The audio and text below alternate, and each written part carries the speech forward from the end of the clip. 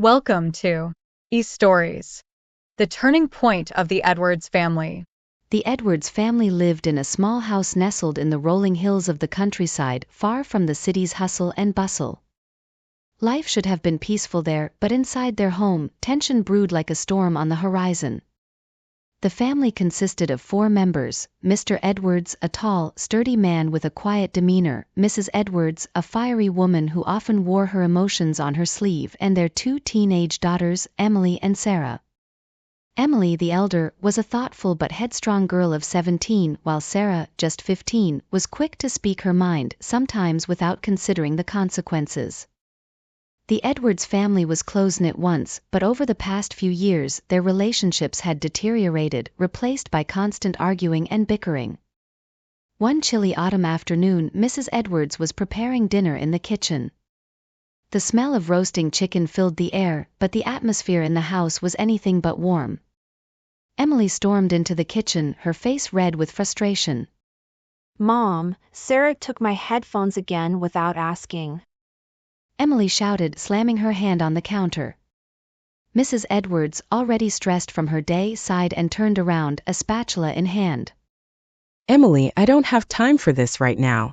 Can't you two just get along for once?" "She never listens. You never make her listen." Emily retorted, her voice rising. At that moment Sarah walked in, earbuds dangling from her ears. She pulled them out casually and smirked. "I borrowed them for 5 minutes. Stop being so dramatic." Dramatic? Emily's voice reached a high pitch. You always take my stuff, and when I ask you to stop, you just ignore me. Mrs. Edwards, feeling overwhelmed, snapped. "Enough, both of you. I don't want to hear another word about it." But before she could finish, Mr. Edwards entered the kitchen, his brow furrowed. He had heard the commotion from his study upstairs. "What's going on here?" he asked sternly. Sarah took my headphones again, and Mom is just brushing it off. Emily exclaimed. "I said I didn't want to hear it." Mrs. Edwards shouted back, her patience finally breaking. "I have enough on my plate without dealing with your petty arguments." Petty? So, my feelings don't matter, then? Emily's voice wavered, on the verge of tears. She stormed out of the kitchen, her footsteps echoing down the hallway as she slammed her bedroom door. Mr. Edwards sighed deeply and ran a hand through his hair. He turned to Sarah, who stood with her arms crossed, her expression defiant. "Sarah, give your sister her headphones back and apologize." Sarah rolled her eyes but mumbled. "Fine." As she tossed the headphones on the kitchen counter.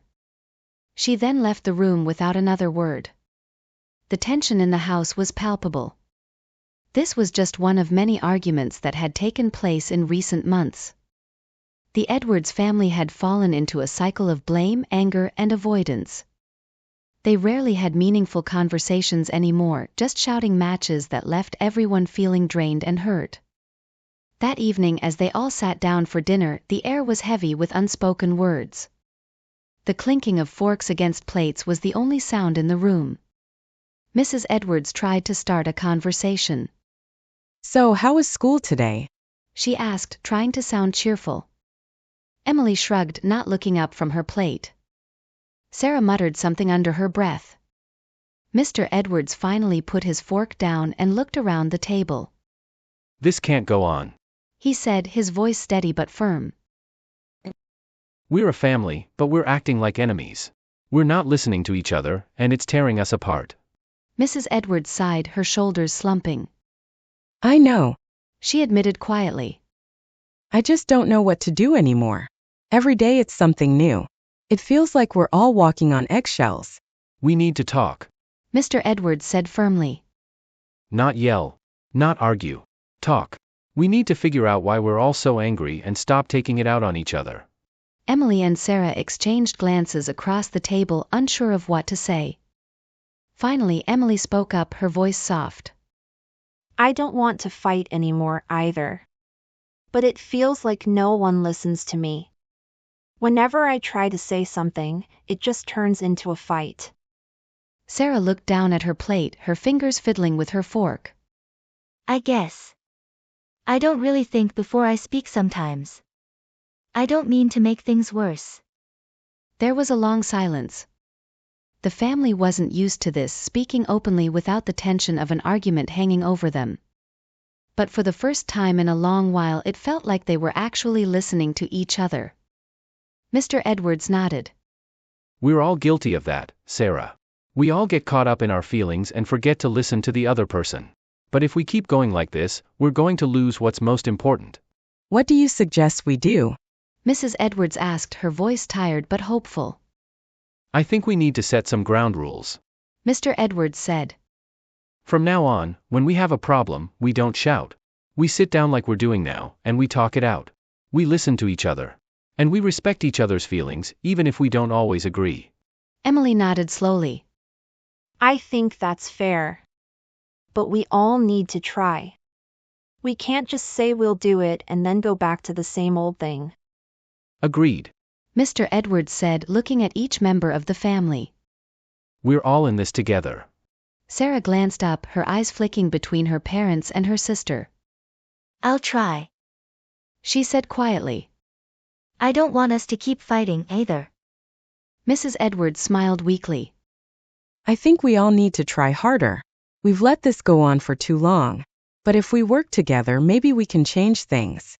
There was a pause as everyone absorbed the weight of the conversation. For the first time in months, the tension seemed to lift, if only just a little. They had a long way to go, but this was the first step. The following weeks were challenging, but the Edwards family kept their promise. Whenever a disagreement arose, they sat down at the kitchen table and talked it out calmly. There were still moments of frustration, but they were learning to listen to each other without letting their emotions get the better of them. One evening, as they all sat together in the living room, Sarah looked around and smiled. It's quieter in the house now, she said with a grin. Emily laughed. Yeah, but in a good way. Mrs. Edwards put an arm around both of her daughters.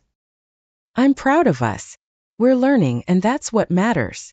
Mr. Edwards nodded, feeling a warmth in his heart. We're getting better, one day at a time. The Edwards family had found their way back to each other, not through shouting and anger, but through understanding, patience, and most importantly, listening. In their quiet home, they discovered that peace wasn't just about the absence of noise, it was about the presence of love and respect. Vocabulary list. Tension, mental or emotional strain, the feeling of stress in a situation. Demeanor, the way someone behaves or appears, their manner or attitude.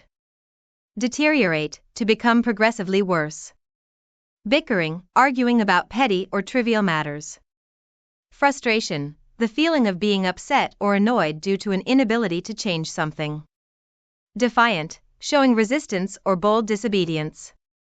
Retorted, replied sharply or angrily. Unspoken, not expressed in words, but understood or implied. Ground rules, basic rules or guidelines to be followed in a situation. Absorb, to take in or understand fully. Thanks for watching.